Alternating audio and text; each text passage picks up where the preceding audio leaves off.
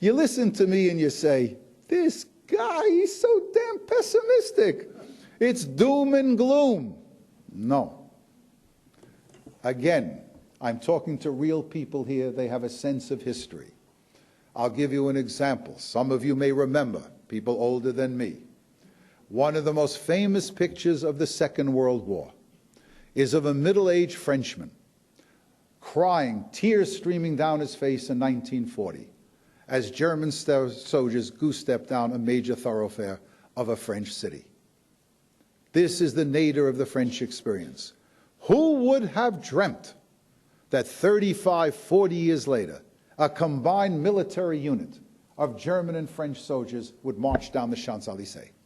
Who would have believed it? Who would believe that the anchor of the EU is the relationship between Germany and France? And then, for those of you who are from South Africa, 1975, Time magazine carries an article. The reporter asks a group of Afrikaners, what will you do if the blacks rise? And the Afrikaners say, quote, we will ride till our stirrups are filled with blood, meaning we will never give up.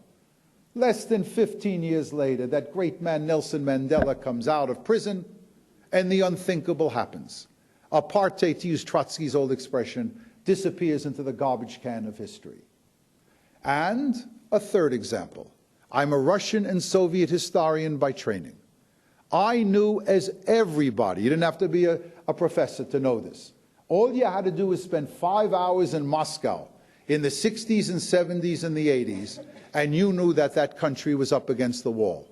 When 500 people line up to buy toilet paper, and the store runs out of toilet paper, when people line up for meat and there is no meat, you know that the country is economically bankrupt, and that Marxism and Leninism is also spiritually bankrupt.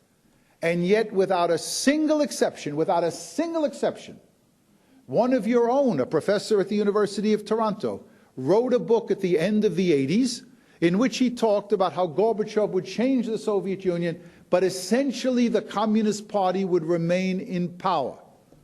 The book was so widely acclaimed, he moved from Toronto to probably the only place in North America that has a better reputation, the University of Toronto, and that was Harvard. He was wrong. In 1991, there was no more Soviet Union, because in March of 1985, Gorbachev had come to power. We are now in a period of perestroika, restructuring, glasnost, openness, novye myšlenie, new thinking in foreign policy, and in 1991, it's all over. The Soviet Union has disappeared. What you and I grew up with, the Soviet Union, the Soviet menace, the fear of nuclear war, conflagration with the Soviet Union, it's not there anymore. The historian is not brighter, he is not smarter than the political scientist, the sociologist, or the anthropologist. What the historian brings to the table, however, is a sense of perspective. And what I'm telling you is, there are many lessons of history. One of the best is, whether it is the future of the Soviet Union, apartheid, or whether or not there will ever be peace in the Middle East, the historian will tell you that one of the great lessons of history is you never, never, never say never. Thank you very much.